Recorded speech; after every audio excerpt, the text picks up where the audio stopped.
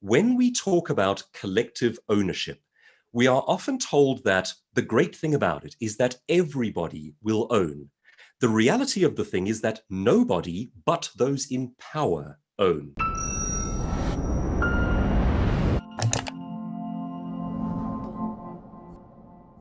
The Great Reset is an idea put forward by the World Economic Forum to fundamentally restructure the global economy in the wake of COVID-19.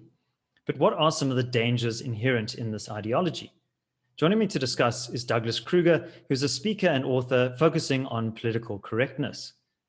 Douglas, could you tell our viewers, what is this idea of the Great Reset exactly, and what are some of the risks attached to it? Like many of the politically correct ideas that we hear bandied about in the media, this entire project is couched in kindness. It is presented as something that is being done or being proposed for our good and for the greater good. And that always sets my alarms and sensors going, because that tends to lead to very problematic ideology.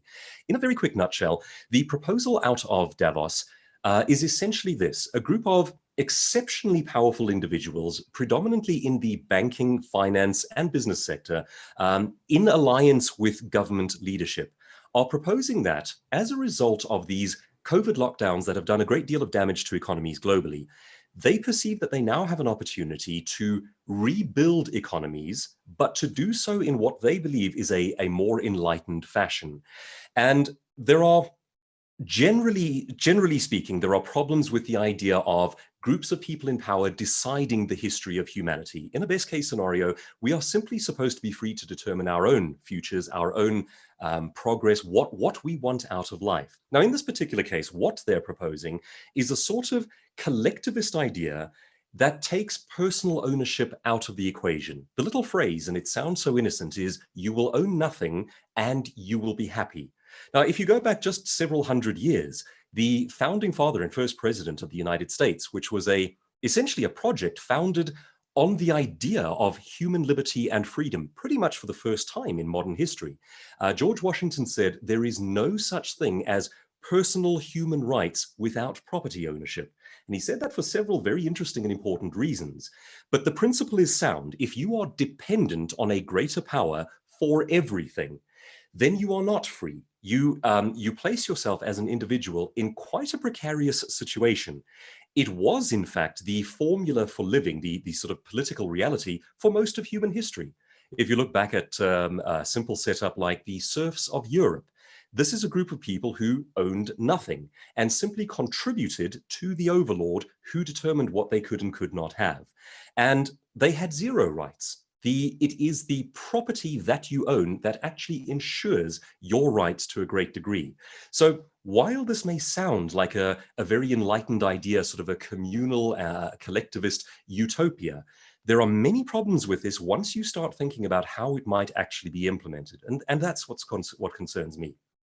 So Douglas, is there a risk here that we could see an encroachment of state power into the lives of ordinary individuals and essentially a kind of creeping tyranny that takes hold?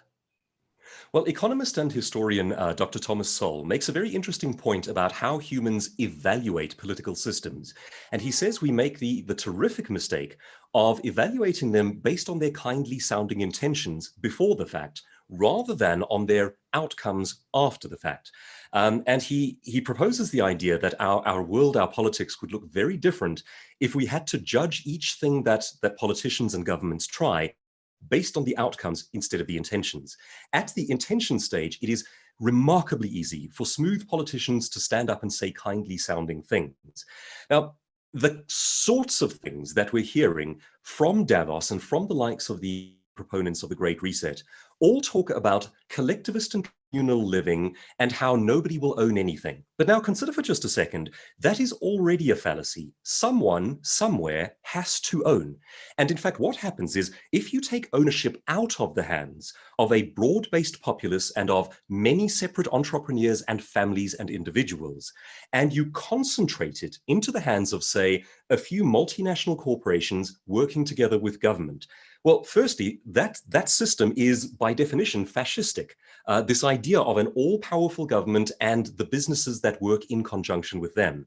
It leads very quickly to cronyism to the types of corruption that we see, particularly in South Africa, where we are so keen on talking about business and government collaborating. And doesn't that just sound like such a good thing? Business and government collaborating.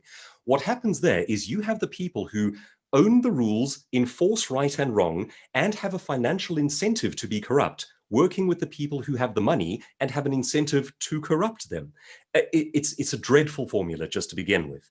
However, what concerns me is perhaps on a bigger scale than that.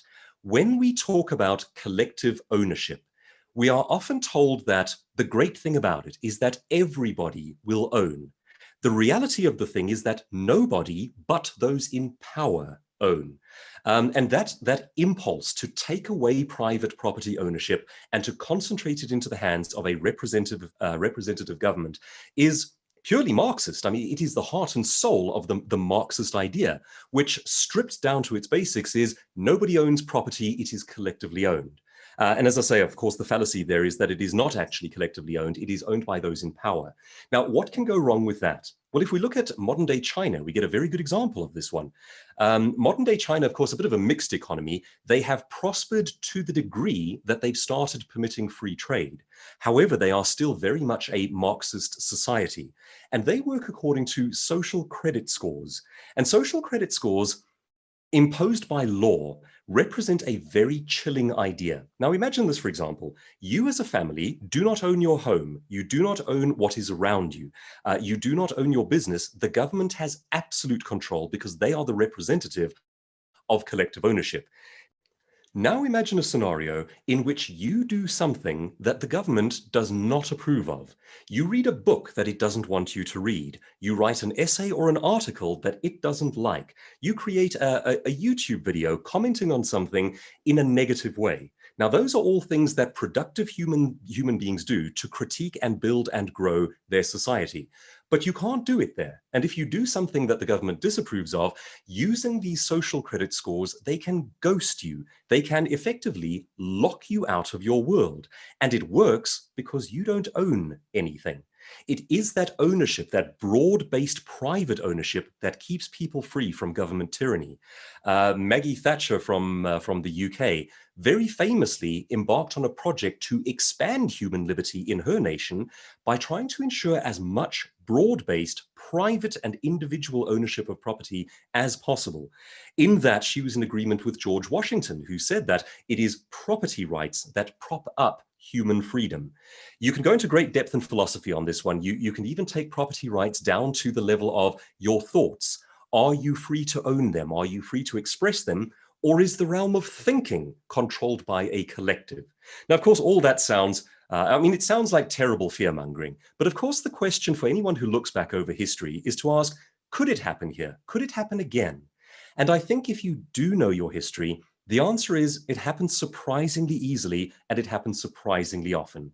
When communities play with this idea of collectivist ownership, I would argue that it happens 100% of the time. And that when we're talking about collective ownership and the elevating of the group over the sanctity of the individual, we are dealing with a formula that has been deeply damaging to the human species. So Douglas, what about the threats to the property that we already own? Is there a risk there that we might lose our ownership over our existing property? David, that's an excellent question, and it's one that I think people are not considering. Now, think again of those words. You will own nothing, and you will be happy. It doesn't allow for you will continue to own what your family has bequeathed down the generations. The simple statement, if we are to take them at their word, is you will own nothing, and you will be happy. Now, that poses some fascinating problems in terms of what communities already own. We largely around the world, we own our homes. We bequeath heirlooms, family heirlooms to the next generation. You might own a wedding ring. You might own things that you want to give on to your children. And I would argue that that is one of the very best things that we do. Each generation tries to uplift the next generation. This philosophy seems to be saying, instead of doing that, we reset each generation at zero and leave you dependent on a government welfare system. Now, from the most basic human perspective, that strikes me as deeply unhealthy. If the best thing we do is to raise up our children and help them to go further than us, then starting at zero with government dependency every generation, it strikes me as a bit of a chilling idea. If you look at basic stats, human stats, around groups of people living on welfare, you will find that you have disproportionate rates of marital breakup, of family breakup, of alcohol and drug abuse, and of interpersonal violence. The stats are way different to people who are self-sufficient, self-sustaining, employed, or running their own businesses. So one of the things that I think people are not considering here is, under a paradigm in which nobody owns anything, we all become a group of people living under the welfare state. And it seems to me that that is a very good way to do damage to the health and to the psyche of human beings. We don't seem to prosper under such conditions. I concede very readily that we have to help the poor and the struggling among us. That is a Christian, a Judeo-Christian principle. It has been built into Western classical thinking for a very long time. But a welfare state in which you don't do anything, but you live dependent on the government, seems to cause human beings to rot. I don't think it's a healthy scenario. We're proposing it on a global scale. Well, thanks very much, Douglas. I think it's important that we interrogate the dominant narratives that are emerging from global institutions like the World Economic Forum, and to ask ourselves, who are these narratives serving exactly? My name is David Ansara. Please remember to like this video and subscribe to the channel for updates from the CRA team every weekday morning. Please do also let us know what you think in the comments section below. Is there a sinister motive behind this idea of the Great Reset, or is that just a conspiracy theory?